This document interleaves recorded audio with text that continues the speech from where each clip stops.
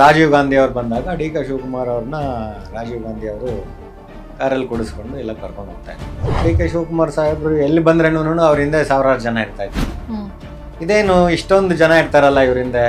ಆಮೇಲೆ ನಾನು ಇನ್ನೂ ಸಣ್ಣ ಹುಡುಗ ಆದ್ರೇನು ಅವಾಗಲೇ ನಮ್ಮ ದೊಡ್ಡಪ್ಪ ಅವ್ರಿಗೆ ಇವರಿಗೆಲ್ಲ ಹೇಳಿದೆ, ಇವರೊಂದು ದಿವಸ ಮುಖ್ಯಮಂತ್ರಿ ಆಗ್ತಾರೆ ಅಂತ.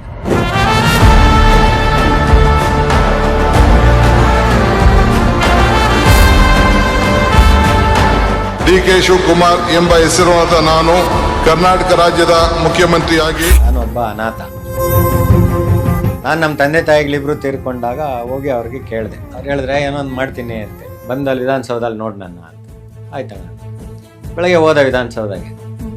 ಅವರ PA ಒಬ್ರು ಇದ್ರು, ಗೋಪಾಲ್ ಅಂತೇಳಿ. ಅವ್ರಿಗೆ ಗೋಪಾಲ ತೊಗೊಂಬಾರ್ದು ಯಾವ್ದು ಲಿಸ್ಟ್, ಇಡೀ ಗೌರ್ಮೆಂಟಲ್ಲಿ ಫಸ್ಟ್ ಡೈರೆಕ್ಟರ್ ನೀನೆ ಅಂತೇಳಿ.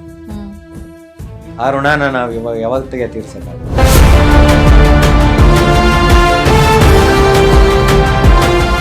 2005 ಸುದರ್ಶನ್ ಸರ್ ಅವರು ದಾಂಡಿ ಯಾತ್ರೆಯಲ್ಲಿ ಪಾಲ್ಗೊಳ್ತಾರೆ. ಇದ್ರ ಬಗ್ಗೆ ಹೇಳೋದು. ಅವಾಗ ಸ್ವಾತಂತ್ರ್ಯ ಪೂರ್ವದಲ್ಲಿ ಮಹಾತ್ಮ ಗಾಂಧಿ ಅವರು ದಾಂಡಿ ಯಾತ್ರೆ ಮಾಡಿದಾಗ ಯಾವ ಥರ ಮಾಡಿದ್ರು ಅದೇ ಸಿಸ್ಟಮಲ್ಲಿ ನಮ್ಮ ಡಿ ಕೆ ಸಾಹೇಬ್ರದ್ದು ಪರ್ಮಿಷನ್ ತೊಗೊಂಡಾಗ ಅವ್ರಿಗೂ ಹೇಳಿ ಈ ಥರ ಹೋಗ್ತಾ ಇದ್ದೀನಿ ನಾನು ಅಂತೇಳಿ ಅದನ್ನು ಕಂಪ್ಲೀಟಾಗಿ ನಡೆದು ಮುಗಿಸಿ ಅದೊಂದು ಸರ್ಟಿಫಿಕೇಟ್ ಕೂಡ ಕೊಟ್ಟಿದ್ದಾರೆ.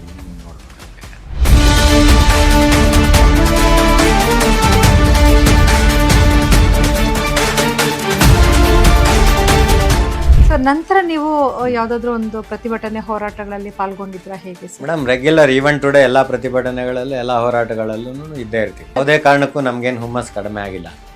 ಈಗಂತೂ ನಮ್ಮ ಡಿ ಕೆ ಶಿವಕುಮಾರ್ ಸಾಹೇಬ್ರು KPCC ಅಧ್ಯಕ್ಷರಾದ್ಮೇಲೆ ಒಂದು ಆನೆ ಬಲ ಬಂದಂಗಾಯ್ತು. ಆಮೇಲೆ ನಮ್ಗೆ ಇನ್ನೂ ಹುಮ್ಮಸ್ ಜಾಸ್ತಿ ಆಯ್ತು. ಇಂತಹ ಮುಖ್ಯಮಂತ್ರಿಗಳ ಅವಶ್ಯಕತೆ ನಮ್ಮ ರಾಜ್ಯಕ್ಕಿತ್ತು, ಇವತ್ತಾಗಿದ್ದಾರೆ.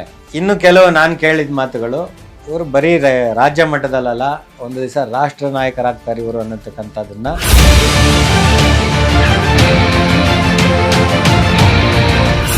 ಒಂದು ಕಡೆ ನಮ್ಮ ಡಿ ಕೆ ಶಿವಕುಮಾರ್ ಸಾಹೇಬರು ಈ ಥರ ಎಲ್ಲ ಇದು ಮಾಡ್ತಾ ಇದ್ದಾರೆ ಅಂತ ಹೇಳಿದ್ರೆ, ಅವರ ಬ್ರದರ್ ಡಿ ಕೆ ಸುರೇಶ್ ಅವರು ನಮ್ಮ ಕನಕಪುರ ಕ್ಷೇತ್ರದಲ್ಲಿ ಅವರು ಮಾಡಿರ್ತಕ್ಕಂಥ ಅತ್ಯದ್ಭುತವಾದ ಸಾಧನೆಗಳು ಏನು ಅಂತ ಹೇಳಿದ್ರೆ, ಡೆಲ್ಲಿನಲ್ಲಿ ಹೆಂಗೆ ಮೇಂಟೈನ್ ಮಾಡ್ತಾ ಇದ್ರು ಅದೇ ಥರ ಇಲ್ಲಿ ಕ್ಷೇತ್ರದಲ್ಲೂ ಮೇಂಟೈನ್ ಮಾಡ್ತಾ ಇದ್ರು.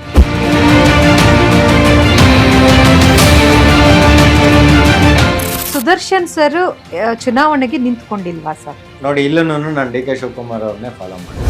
ಅವರು MLA ಆಗಿ ಮಿನಿಸ್ಟರ್ ಆದ್ಮೇಲೆ ಮದುವೆ ಆಗಿದ್ರು. ನಾನು ಅದೇ ತರ ನಾನು MLA ಆದ್ಮೇಲೆ ಏನೋ ಒಂದು ಆಗ್ಬೇಕು ಅನ್ನೋಂಥ ದೃಷ್ಟಿಯಿಂದ ಕಾರ್ಪೊರೇಷನ್ಗೆ ಹೋಗೋಕ್ಕೆ ನಾನು ಇಷ್ಟಪಡಲಿಲ್ಲ.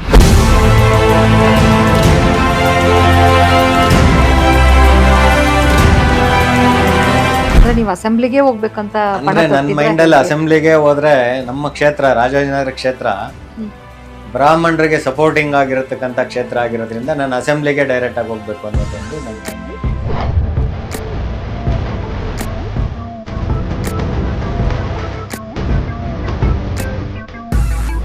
ಯಾರಿಗೆ ಅವಕಾಶಗಳು ಸಿಕ್ಕಿಲ್ವೋ ಸೊ ಅಂತವ್ರಿಗೆಲ್ಲ ಡಿ ಕೆ ಶಿವಕುಮಾರ್ ಅವರ ಸರ್ಕಾರದಲ್ಲಿ ಒಂದಷ್ಟು ಅವಕಾಶಗಳು ಸಿಗಬಹುದು ಅಂತ ತಾವು ಹೇಳ್ತೀರಾ? ಖಂಡಿತ ಸಿಗುತ್ತೆ. ಕಾರ್ಯಕರ್ತರ ಬಗ್ಗೆ ವಿಶೇಷವಾದ ಕಾಳಜಿ ಇರುತ್ತೆ. ಈ 7 ಕೋಟಿ ಜನದಲ್ಲಿ ನೀವು 5 ಕೋಟಿ ಜನನ ಕವರ್ ಮಾಡತಕ್ಕಂಥ ನಾಯಕರು ಬೇಕಾ ನಮ್ಗೆ? ಇಲ್ಲ ಬರೀ 224 ಜನ ಗೆದ್ದಿರೋರಿಂದ ಹೋಗ್ಬೇಕಂತ ಬೇಕಾ?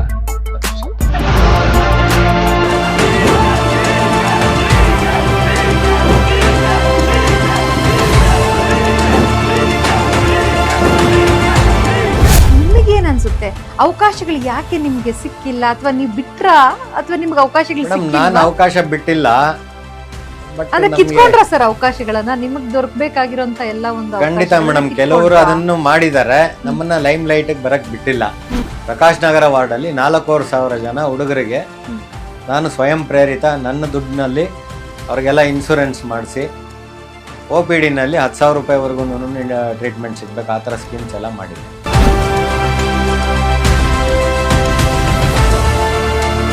ಸುದರ್ಶನ್ ಸರ್ಗೆ ಈಗ ಏನಾದರೂ ಅಸೆಂಬ್ಲಿ ಟಿಕೆಟ್ ಸಿಕ್ಕಿದಾಗ ನೀವು ಚುನಾವಣೆಗೆ ನಿಂತ್ಕೊಳ್ತೀರಾ ಹೇಗೆ? ಖಂಡಿತ ನಿಲ್ತೀನಿ ಮೇಡಮ್. ಯಾಕೆಂತೇಳಿ ನಾನು ಸಂಪೂರ್ಣವಾಗಿ ಅವ್ರನ್ನೇ ನಂಬಿರೋನು. ಅವ್ರೇನು ಹೇಳಿದ್ರೆ ಅದನ್ನೇ ಮಾಡೋದು.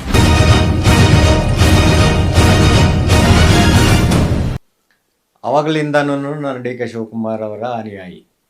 ಯಾಕೆ ಅಂತ ಹೇಳಿದ್ರೆ, ಕೆಲವರೆಲ್ಲ ನಾಯಕರನ್ನ ಅವರು ನಾಯಕರಾದ್ಮೇಲೆ ಅವರು ಒಂದು ಹಂತಕ್ಕೆ ಬಂದ ಮೇಲೆ ಅವ್ರ ಹತ್ರ ಏನೋ ಕೆಲಸ ಕಾರ್ಯಗಳು ಮಾಡಿಸ್ಕೊಬೇಕು ಅನ್ನೋ ದೃಷ್ಟಿಯಿಂದ ಅವ್ರ ಹಿಂದೆ ಓಡಾಡ್ತಾರೆ. ಆದ್ರೆ ನಾನು ಆ ಥರ ಓದೋನಲ್ಲ.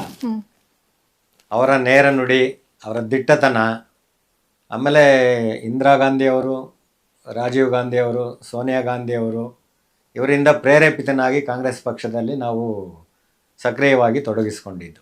ಅದಕ್ಕೆ ಮುಂಚೆ ನಾನು ಕಾಲೇಜ್ ಚುನಾವಣೆಗಳಲ್ಲಿ ಅಲ್ಲಿ ಇಲ್ಲಿ ಓಡಾಡ್ಕೊಂಡಿದ್ದವನು.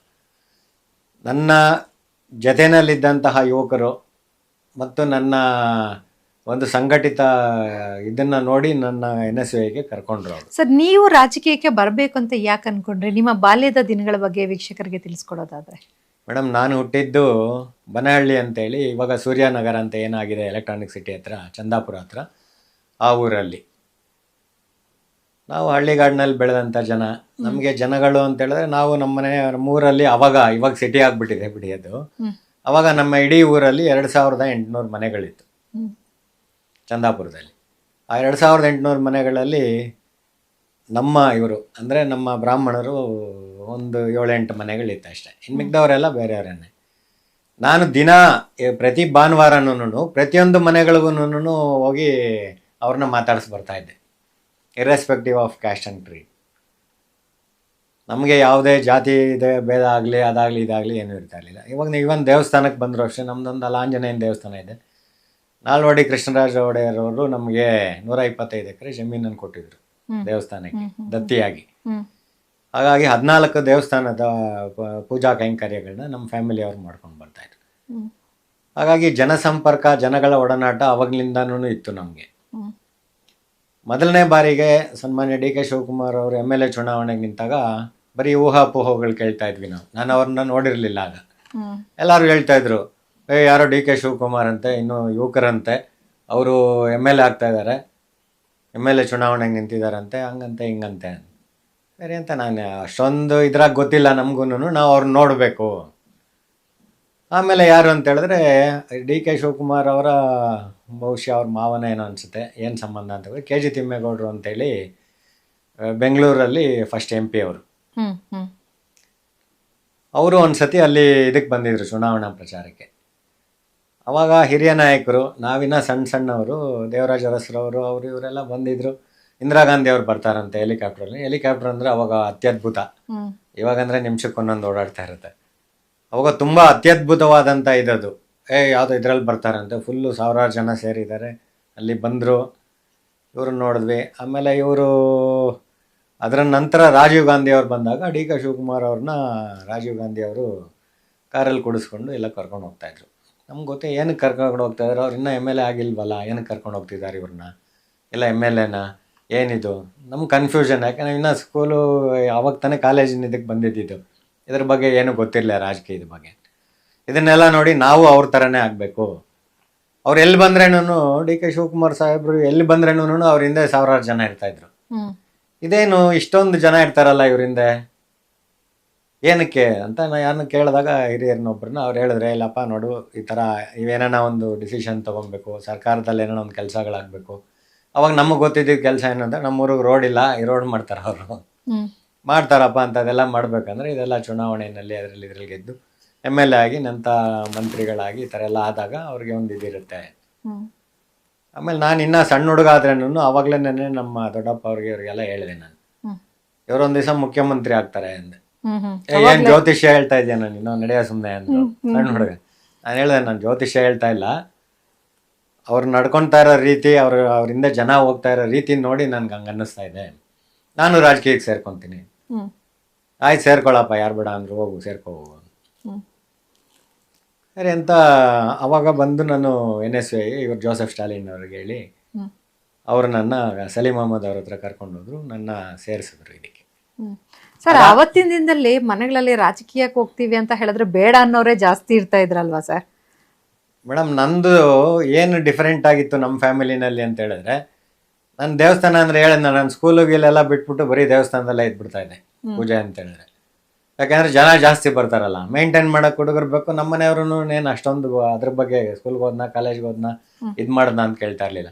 ಯಾರಿಲ್ಲ ಅಲ್ಲಿ ದೇವಸ್ಥಾನದ ಹತ್ರ ನೋಡ್ಕೊಬೇಕು, ಅಲ್ಲಿ ಇದ್ಬಿಡು. ಅವಾಗಲೇನೇ 2000-3000 ಜನ ಬರ್ತಿದ್ರು ಶನಿವಾರ ಅಂತ ಹೇಳಿದ್ರೆ ಆಂಜನೇಯ ದೇವಸ್ಥಾನದಲ್ಲಿ. ಇವಾಗಲೂ ಇದೆ. ಇವಾಗ ಹನುಮ ಜಯಂತಿ ಮಾಡಿದ್ರೆ ಒಂದು 25,000-30,000 ಜನ ಬರ್ತಾರೆ. ಈಗ ಹಿಂದಿನ ಬಾರಿ DCM ಆಗೋಕ್ಕಿಂತ ಮುಂಚೆ ಸಾಹೇಬರು ಮಿನಿಸ್ಟರ್ ಆಗಿದ್ದಾಗ ನಮ್ಮ ದೇವಸ್ಥಾನಕ್ಕೆ ತುಂಬ ಅನುಕೂಲವನ್ನು ಮಾಡಿಕೊಟ್ಟಿದ್ದಾರೆ. ಓಕೆ. ಅಂದರೆ ಅದನ್ನ ಅವ್ರು ಎಲ್ಲೂ ಒಂದ್ಸತಿ ನಾನು ಚುನಾವಣೆ ಇದರಲ್ಲಿ ಹೇಳ್ತೀನಿ ಅಂದಿದ್ದಕ್ಕೆ ದೇವ್ರಿಗೆ ಮಾಡಿದ್ದನ್ನೆಲ್ಲ ಹಂಗೆ ಬಾಯ್ಬಿಟ್ಟು ಹೇಳ್ಬಾರ್ದು ಅಂತೇಳಿ. ಹಾಗಾಗಿ ಹಂಗೆ ಅವತ್ತಿಂದ ಬಂದೆ. ಬಟ್ NSYನ ಕರ್ಕೊಂಡು ತಾಲೂಕು ಅಧ್ಯಕ್ಷರು ಮಾಡಿದ್ದು ಇವ್ರಾದ್ರೇನು ನಾನು ಅವತ್ತಿಂದ ಇದ್ದಿದ್ದು ಇವರಿಂದನೇ. ಯಾಕೆಂದ್ರೆ ಇವ್ರ ಮೇಲೆ ಅಭಿಮಾನ, ಇವರಿಂದನೇ ಇರಬೇಕು ಅನ್ನೋದೊಂದು ನನ್ನ ಮೈಂಡ್ಗೆ ಫಿಕ್ಸ್ ಆಗಿತ್ತು. ಆಮೇಲೆ ಅವರು ರಿಲೇಟಿವ್ ಒಬ್ರಿದ್ರು, ನಾಗರಾಜ್ ಅಂತೇಳಿ, ಅವ್ರು ACP ಆಗಿದ್ರು ಅವಾಗ ಉಪ್ಪರಪೇಟೆ ಇದರಲ್ಲಿ. ಆಮೇಲೆ ರಂಗಣ್ಣ ಅಂತೇಳಿ ಒಬ್ರಿದ್ರು. ಅವರಿಬ್ರು ಹೋಗಿ ಕೇಳಿದೆ, ಸರ್ ಈ ಥರ ನಾನು ಶಿವಕುಮಾರ್ ಅವ್ರ ಜೊತೆನಲ್ಲಿ ಇರಬೇಕು ಅಂತ ತೀರ್ಮಾನ ಮಾಡಿದ್ದೀನಿ, ಏನು ಮಾಡೋದು? ಆಯ್ತು ಸ್ವಾಮಿ, ಕರ್ಕೊಂಡು ಹೋಗ್ತೀನಿ ಬನ್ನಿ ಹೋಗೋಣಂತೆ ಅಂತ ಅಲ್ಲಿ 700 ಕಾನ್ಸ್ಟಿಟ್ಯೂನ್ಸಿಗೆ ಕರ್ಕೊಂಡೋದ್ರು.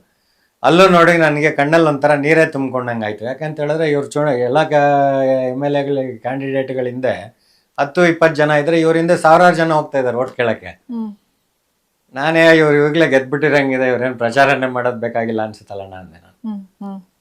ಇಲ್ಲ, ಅವರು ಮೊದಲಿಂದನೂ ಹಂಗೆ ಜನಸಂಪರ್ಕದಲ್ಲೇ ಬೆಳೆದಿರೋರು. ಆಮೇಲೆ ಯಾವುದೇ ಚಲನಚಿತ್ರಗಳು ನೋಡಿದ್ರೇನು ನಮಗೆ ಜನ ಜಾಸ್ತಿ ಇರೋದು ನೋಡಿದ್ರೆ ನಮಗೆ ಒಂಥರ ರೋಮಾಂಚನ ಆಗ್ತಿತ್ತು. ಅದೇನಕ್ಕೆ ಆ ಥರ ಆಗ್ತಿತ್ತು ಅಂತ ನನಗೆ ಗೊತ್ತಿಲ್ಲ. I had an intuition that we should follow him ಅಂತ. ಸರ್, ಈಗ ಅವರು ಇಡೀ ರಾಜ್ಯಕ್ಕೆ ಮುಖ್ಯಮಂತ್ರಿಗಳಾಗಿದ್ದಾರೆ, ಅವರ ನಾಯಕತ್ವದಲ್ಲಿ ನಡೀತಾ ಇದೆ. ಸೊ ಇವಾಗ ಏನ್ ಅನ್ಸುತ್ತೆ ಸರ್ ತಮಗೆ, ಈ ನಾಯಕತ್ವದಲ್ಲಿ ನಮ್ಮ ರಾಜ್ಯಕ್ಕೆ ಏನೆಲ್ಲ ಒಳಿತಾಗ್ಬೋದು, ಯಾವ ರೀತಿ ಇದನ್ನ ತಗೋತೀರಿ ಸರ್ ನೀವು? ಮೇಡಮ್, ಏನಂತ ಹೇಳಿದ್ರೆ ಇವಾಗ ಅವರು ಮುಖ್ಯಮಂತ್ರಿ ಆಗಿದ್ದೇನೆ ಒಂದು ದೈವಾಶೀರ್ವಾದ ಅಂತ ಹೇಳಿ ನಾನು ಬಲವಾಗಿ ನಂಬಿರ್ತಕ್ಕಂಥ. ಇವನ್ ಅವರು ಸುಮಾರು ಕಡೆ ಹೇಳ್ತಾ ಇರ್ತಾರೆ, ಬಟ್ ನಾನು ಅವ್ರ ಮಾತನ್ನ ಇಮಿಟೇಟ್ ಮಾಡ್ತಿಲ್ಲ. ನನಗನ್ಸಿದ್ದು, ಈಗ ನಾನು ನೊಣವಿನಕೆರೆ ಸ್ವಾಮೀಜಿಗಳನ್ನ ರೆಗ್ಯುಲರಾಗಿ ಭೇಟಿ ಆಗ್ತಾ ಇರ್ತೀನಿ, ಆಶೀರ್ವಾದ ತಗೊತಾ ಇರ್ತೀನಿ. ಅವರು ವೀರ ಗಂಗಾಧರ ಜಯನ್ ಅವ್ರನ್ನ ಎಷ್ಟರ ಮಟ್ಟಿಗೆ ನಂಬಿದ್ದಾರೆ, ಅವರು ಒಂದು ಆಶೀರ್ವಾದನೇ ಇವತ್ತಿನ ದಿವಸ ಅವರು ಮುಖ್ಯಮಂತ್ರಿ ಆಗೋದಕ್ಕೆ ಮೂಲವಾದ ಕಾರಣ ಅಂಥೇಳಿ ನನ್ನ ಒಂದು ದೃಢವಾದ ನಂಬಿಕೆ. ಒಂದು ಕಡೆ ದೈವ ಭಕ್ತಿ, ಇನ್ನೊಂದು ಕಡೆ ಜನಗಳನ್ನು ಸಂಘಟನೆ ಮಾಡತಕ್ಕಂಥದ್ದು. ಇನ್ನೊಂದು ಕಡೆ ನೆನ್ನೆ ಅವರೊಂದು ಸ್ಟೇಟ್ಮೆಂಟ್ ಕೊಟ್ಟರು. ಈ ಮಂತ್ರಿಮಂಡಲ ವಿಸ್ತರಣೆ ಆದಾಗ ಕೆಲವರು ಅಸಮಾಧಾನಿತರೆಲ್ಲ ಗಲಾಟೆ ಮಾಡ್ತಾ ಇರೋದು ಅದು ಇದನ್ನೆಲ್ಲ ನೋಡಿ ಅವರೊಂದು ಸ್ಟೇಟ್ಮೆಂಟ್ ಕೊಟ್ಟರು. ನೋಡಿ, ಅಸಮಾಧಾನಿತರು ಎಲ್ಲದರಲ್ಲೂ ಇರ್ತಾರೆ. ಆಯಿತು, ಯಾರಿಗೋ ಮಂತ್ರಿ ಸ್ಥಾನ ಸಿಕ್ಕಿಲ್ಲ, ಅವರು ರಾಜೀನಾಮೆ ಕೊಡ್ತೀನಿ ಅದು ಇದು ಅಂತಾರೆ. ಅದು ಅವರು ಸ್ವಯಂ ಇದಕ್ಕೆ ಬಿಟ್ಟಿದ್ದು. ಬಟ್ ನಾವು ಮೊದಲನೇ ಪ್ರಾಮುಖ್ಯತೆ ಕಾರ್ಯಕರ್ತರಿಗೆ, ಈಗ ನಿಗಮ ಮಂಡಳಿ ಮಾಡಲಿ ಅಥವಾ ಮುಂದೆ ಯಾವುದೇ ಸರ್ಕಾರದ ಇರಲಿ, ಮೊದಲನೇ ಪ್ರಾಮುಖ್ಯತೆ ಕೊಡತಕ್ಕಂಥದ್ದು ಕಾರ್ಯಕರ್ತರಿಗೆ ಅಂತೇಳಿ. ಇದು ಏನು ತೋರಿಸುತ್ತೆ ಅಂತ ಹೇಳಿದ್ರೆ, ಯಾವುದೇ ಪಕ್ಷ ಆಗಲಿ, ಕಾಂಗ್ರೆಸ್ ಪಕ್ಷ ಇರ್ಬೋದು, ಬೇರೆ ಪಕ್ಷಗಳಿರ್ಬೋದು, ಯಾವುದೇ ಪಕ್ಷದಲ್ಲಿ ಕಾರ್ಯಕರ್ತರ ಒಂದು ಒಡನಾಟ, ಕಾರ್ಯಕರ್ತರ ಬೆಳವಣಿಗೆನೇ ಆ ಪಕ್ಷಕ್ಕೆ ಪಿಲ್ಲರ್ಸ್ ಅಂತ ಹೇಳಿ ಹೇಳ್ಬೋದು. ಇವಾಗ ನೋಡಿ, ಇವಾಗ BJP ಅಸ್ತಿತ್ವದಲ್ಲೇ ಇರಲಿಲ್ಲ ಅಂತ ಇದರಲ್ಲಿ ಅವ್ರು ಯಾರ್ಯಾರೋ ಹೊಸ ಮುಖಗಳು ಕ್ಯಾಂಡಿಡೇಟ್ಗಳೇ ಸಿಗ್ತಾ ಇರಲಿಲ್ಲ. ಇವಾಗ ನಮಗೂ ಎಷ್ಟೋ ಸತಿ ಕೇಳಿದ್ರು, ನಿಮಗೆ BJPಯಿಂದ ಟಿಕೆಟ್ ಕೊಡ್ತೀವಿ, ಕಂಟೆಸ್ಟ್ ಮಾಡಂಗಿದ್ರೆ ಮಾಡಿ. ನಾವು ಬೈ ಬ್ಲಡ್ಡೇ ಕಾಂಗ್ರೆಸ್ಸು, ನೀವು ಟಿಕೆಟ್ ಕೊಡೋದಲ್ಲ, ಕರ್ಕೊಂಡೋಗಿ ನಮ್ಗೆ MP ಟಿಕೆಟ್ ಕೊಟ್ಟರು ನಾವು ನಿಮ್ಮ ಹಿಂದೆ ಬರೋಂಥವ್ರಲ್ಲ, ನಾವು ಓಟು ಕೇಳಲ್ಲ, ನಾವು ಯಾವುದೇ ಕಾರಣಕ್ಕೂ ಬರೋದು ಇಲ್ಲ. ಅಂತಹ ಗ್ರಾಸ್ ರೂಟ್ ವರ್ಕರ್ಸ್ನ ರೆಕಗ್ನೈಸ್ ಮಾಡಿ ಅವರಿಗೆ ಒಂದು ಸ್ಥಾನ ಕಲ್ಪಿಸೋದಾಗಲಿ ಅಥವಾ ಜನಗಳನ್ನು ಮಾನಸಿಕವಾಗಿ ಕಾಂಗ್ರೆಸ್ ಪಕ್ಷಕ್ಕೆ ಸಪೋರ್ಟ್ ಮಾಡಬೇಕು ಅಂತ ಸದೃಢವಾಗಿ ಮಾಡತಕ್ಕಂಥದ್ದಾಗಲಿ ಅಂತಹ ಶಕ್ತಿ ಇರತಕ್ಕಂಥ ನಾಯಕರು DK ಶಿವಕುಮಾರ್ ಅವರು ಅಂತ ನನ್ನ ಒಂದು ಅನಿಸಿಕೆ. ಅಂದ್ರೆ ಈ ಹಿಂದೆ ಯಾರಿಗೆ ಅವಕಾಶಗಳು ಸಿಕ್ಕಿಲ್ವೋ, ಸೊ ಅಂತವ್ರಿಗೆಲ್ಲ DK ಶಿವಕುಮಾರ್ ಅವರ ಸರ್ಕಾರದಲ್ಲಿ ಒಂದಷ್ಟು ಅವಕಾಶಗಳು ಸಿಗಬಹುದು ಅಂತ ತಾವು ಹೇಳ್ತೀರಾ, ಹೇಗೆ? ಖಂಡಿತ ಸಿಗುತ್ತೆ ಮೇಡಮ್. ಯಾಕೆಂತ ಹೇಳಿದ್ರೆ, ನಾವು ಯೂತ್ ಕಾಂಗ್ರೆಸ್ ಅಲ್ಲಿ ಇದ್ದಾಗ ಒಬ್ರು ರಾಮಚಂದ್ರಪ್ಪ ಅಂತ ಹೇಳಿದ್ರು. ನಾನು ಅಲ್ಲಿ ಹುಟ್ಟಿ ಆನೇಕಲ್ ತಾಲೂಕಲ್ಲಿ ಹುಟ್ಟು ಬೆಳೆದ್ರೇನು ನಂತರದ ದಿನಗಳೆಲ್ಲ ನನ್ನ ರಾಜನಗರ ಕ್ಷೇತ್ರದಲ್ಲೇ ಇದ್ದಿದ್ದು. ರಾಮಚಂದ್ರಪ್ಪ ಅಂತ ಹೇಳಿ ಅವ್ರಿಗೆ 82-83 ವರ್ಷ ಆಗಿತ್ತು. ಅವ್ರು ಹೇಳ್ತಾ ಇದ್ರು, ನಾನೊಂದು 50 ವರ್ಷದಿಂದ ದುಡ್ದಿದ್ದೀನಪ್ಪ ಕಾಂಗ್ರೆಸ್ ಪಕ್ಷಕ್ಕೆ, ನನಗೇನೂ ಆಗಿಲ್ಲ. ಒಂದು ಕಾರ್ಪೊರೇಷನ್ ಚುನಾವಣೆ ಬಂತು, BBMP. ಆ BBMP ಚುನಾವಣೆಯಲ್ಲಿ ನಾವು ಲಿಫ್ಟ್ ಕಾಯ್ಕೊಂಡು ನಿಂತಿದ್ರೆ 4ನೇ ಫ್ಲೋರ್ 5ನೇ ಫ್ಲೋರ್ಗೆ ಹೋಗೋಕ್ಕೆ ಅಪಾರ್ಟ್ಮೆಂಟ್ಸ್ಗಳ ಹತ್ರ, ಅವರು ರಾಮಚಂದ್ರಪ್ಪನವರು ಅವರೇ ಹತ್ತು ಬಿಡೋರು ಮೆಟ್ಲಲ್ಲಿ ಹತ್ತಿ ಓಟ್ ಕೇಳೋರು. ನನ್ಗೆ ಅವಾಗ ನೋಡಿ ನಾನು ಏನಪ್ಪ ಇದು, ಇವ್ರು ಇಷ್ಟು ವರ್ಷದಿಂದ ಕೆಲಸ ಮಾಡಿ ಇಷ್ಟೆಲ್ಲ ಮಾಡ್ತಾ ಇದ್ದಾರೆ, ಇವ್ರನ್ನ ಏನು ರೆಕಗ್ನಿಷನ್ ಇಲ್ವಲ್ಲ ಇವ್ರಿಗೆ ಅಂದ್ಬಿಟ್ಟು ನಾನು ಅವ್ರ ನಾಯಕರ ಹೆಸರು ಹೇಳಕ್ಕೆ ಇಷ್ಟಪಡಲ್ಲ, ಒಬ್ರ ಹತ್ರ ಹೋಗಿ ಹೇಳಿದೆ, ಸರ್ ಈ ಥರ ನನಗೇನು ಬೇಡ, ಇವ್ರಿಗೆ ದಯವಿಟ್ಟು ಏನಾದರೂ ಮಾಡಬೇಕು, ಯಾಕೆಂದರೆ ಅಟ್ಲೀಸ್ಟ್ ಅವರು ಕೊನೆಗಾಲದಲ್ಲಾದರೂ ನನ್ನ ಕಾಂಗ್ರೆಸ್ ಪಕ್ಷ ನನ್ನ ಗುರುತಿಸ್ತು ಏನಾಯಿತು ಅಂತ ಅವ್ರಿಗೊಂದು ಸಮಾಧಾನ ಇರುತ್ತೆ. ದುರದೃಷ್ಟ ಅಂತ ಹೇಳಿದ್ರೆ, ಲೆಟರ್ ತಗೊಂಡು ಅವ್ರ ಮಗಂಗೆ ಫೋನ್ ಮಾಡಿದೆ, ನೋಡಪ್ಪ ಈ ಥರ ಇಂಥ ಸಾಹೇಬ್ರು ಲೆಟರ್ ಕೊಟ್ಟಿದ್ದಾರೆ ನಿಮ್ಮ ತಂದೆಗೆ ಡೈರೆಕ್ಟರ್ ಮಾಡೋಕ್ಕೆ ಅಂತೇಳಿ. ನಾನು ಆ ಲೆಟ್ರನ್ನ ತೊಗೊಂಬಂದು ಎಲ್ಲಿ ಕೊಡಲಿ, ನಿಮ್ಮ ಮನೆ ಹತ್ರ ಕೊಡಲ, ಎಲ್ಲಿ ಕೊಡಲಿ? ಆ ಹುಡುಗ ಅಂದ, ನಿನ್ನು ತುಂಬ ನಿಧಾನ ಮಾಡ್ತಿದ್ದೀರಾ, ನಮ್ಮ ತಂದೆ ICU-ನಲ್ಲಿದ್ದಾರೆ, ಅಯ್ಯೋ. ಹಾಂ. ಅವ್ರೇನ ಬಂದರೆ ನೀನು ಲೆಟ್ರ್ ತಂದ್ಕೊಡೋ ಅಂತೂ ತಂದ್ಕೊಡು, ಅವ್ರು ಬಂದರೆ ಸಂತೋಷ ಆಗ್ತಿಲ್ಲ ಅಂದರೆ ಹಾಸ್ಪಿಟ್ಲಲ್ಲೇ ಕೊಡ್ತೀನಿ, ಏನು ಮಾಡೋದು. ಎಷ್ಟೋ ಜನ ಗ್ರಾಸ್ ರೂಟ್ ವರ್ಕರ್ಸ್ಗೆ ಈ ಥರ ಒಂದು ಪರಿಸ್ಥಿತಿ ಎಲ್ಲ ಪಕ್ಷಗಳಲ್ಲೂ ನಿರ್ಮಾಣ ಆಗಿರುತ್ತೆ. ಯಾಕಂದ್ರೆ ಕೆಲವೊಬ್ರು ಕೇಳಲ್ಲ, ಕೆಲವೊಬ್ಬರು ಅದನ್ನು ಫಾಲೋ ಮಾಡಿಲ್ಲ, ಕೆಲವೊಬ್ಬರಿಗೆ ಅವ್ರಿಗೆ ಋಣ ಇರಲ್ಲ, ಏನೋ ಒಂದು ಕಾರಣದಿಂದ ತಪ್ಪೋಗಿರುತ್ತೆ. ಸುದರ್ಶನ್ ಸರ್ ಚುನಾವಣೆಗೆ ನಿಂತ್ಕೊಂಡಿಲ್ವಾ ಸರ್? ಮೇಡಮ್, ನಾನು ಚುನಾವಣೆಗೆ ನಿಲ್ಲಿಲ್ಲ. 2 ಸತಿ ನನಗೆ ಅವಕಾಶ ಇತ್ತು. ನಾನೇನಂತ ಹೇಳಿದ್ರೆ, ನೋಡಿ ಇಲ್ಲೂ ನಾನು DK ಶಿವಕುಮಾರ್ ಅವ್ರನ್ನೇ ಫಾಲೋ ಮಾಡಿದೆ ಚುನಾವಣೆಗೆ ನಿಲ್ಲೋ ವಿಚಾರದಲ್ಲಿ. ಅಂದರೆ ಅವರು ಮುನ್ಸಿಪಾಲಿಟಿ ಇದರಲ್ಲೆಲ್ಲ ನಿಂತು ZP-ನಲ್ಲಿ ಇದರಲ್ಲೆಲ್ಲ ಬಂದಿದ್ರು. ನಾನು ಒಂದು ಹುಡುಗಿ ನೋಡೋಕ್ಕೆ ಅಂತೇಳಿ, ನನಗೆ ಮದುವೆ ವಯಸ್ಸವಾಗ ಹುಡುಗಿ ನೋಡೋಕ್ಕೆ ಅಂತೇಳಿ ಮೈಸೂರಿಗೆ ಕರ್ಕೊಂಡೋಗಿ ಗೆಸ್ಟ್ ಹೌಸಲ್ಲಿ ಅವ್ರನ್ನ ಯಾರನ್ನ ಕೇಳಿದೆ.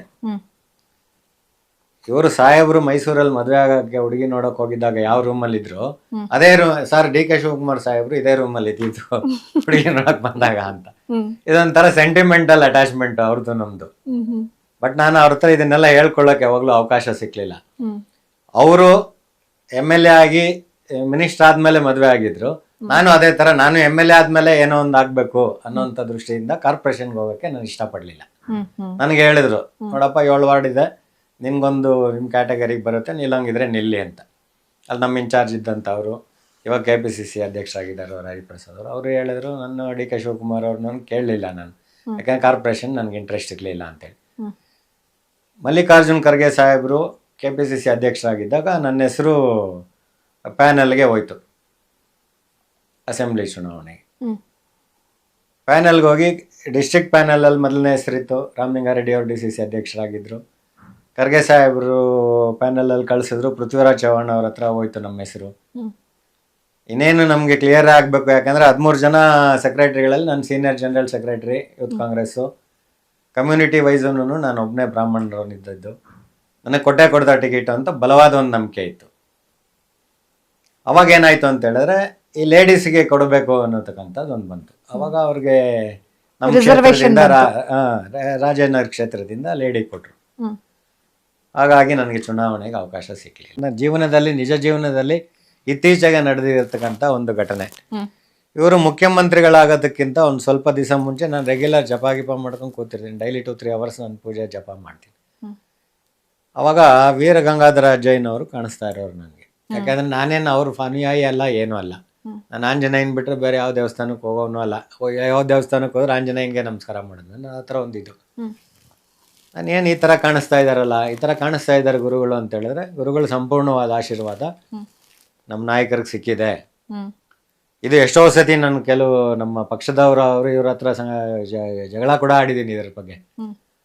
ಕೆಲವರು ಬೇರೆಯವರು ಹಿಂಬಾಲಕರು ಇರ್ತಾರಲ್ಲ, ಅವರೆಲ್ಲ ನಮ್ಮನ್ನು ಬೇಕಂತ ಕಿಚಾಯಿಸೋದು, ಅದು ಇದು ಮಾಡೋರು. ಅವಾಗೆಲ್ಲ ಹೇಳ್ತದೆ, ಹಾಗೆ ಆಗ್ತಾರವರು, ಇಷ್ಟರಲ್ಲೇ ಆಗ್ತಾರೆ, ಯಾವಾಗ ಅಂತ ಗೊತ್ತಿಲ್ಲ, ಹಾಗೆ ಆಗ್ತಾರ ಒಟ್ಟು ನಮ್ಗೆ ಹಂಗೆ ಅನಿಸಿದೆ. ಇದೇ ರೀತಿಯಲ್ಲಿ ಮುಂದೆ ಒಂದು ದಿವಸ ರಾಷ್ಟ್ರದಲ್ಲಿ ಉನ್ನತ ಮಟ್ಟದ ಒಬ್ಬರು ನಾಯಕರಾಗಿ ಪ್ರಜ್ವಲಿಸ್ತಾರೆ ನಮ್ಮ DK ಶಿವಕುಮಾರ್ ಅನ್ನತಕ್ಕಂಥ ಸಂಪೂರ್ಣವಾದ ನಂಬಿಕೆ ನನಗಿದೆ. ಸರ್, ಕೊನೆಯದಾಗಿ ಕಾಂಗ್ರೆಸ್ ಪಕ್ಷದ ನಿಷ್ಠಾವಂತ ಸದಸ್ಯರಾಗಿ, ಮುಖಂಡರಾಗಿ ವೀಕ್ಷಕರಿಗೆ ಈ ಮೂಲಕ ಏನು ಹೇಳೋದಕ್ಕೆ ಬಯಸ್ತೀರಿ? ಇವತ್ತಿನ ದಿವಸ ನಮ್ಮ ಪೂರ್ವಾರ್ಜಿತ ಒಂದು ದೈವ ಪ್ರೇರಣೆಯಿಂದ ಇಂತಹ ಒಳ್ಳೆಯ ಮುಖ್ಯಮಂತ್ರಿ ನಮ್ಮ ರಾಜ್ಯಕ್ಕೆ ಸಿಕ್ಕಿದ್ದಾರೆ. ರಾಜ್ಯದ ಪ್ರತಿಯೊಬ್ಬ ನಾಗರಿಕರಿಗೂ ಇವರಿಂದ ಒಳ್ಳೇದು ಆಗೇ ಆಗುತ್ತೆ.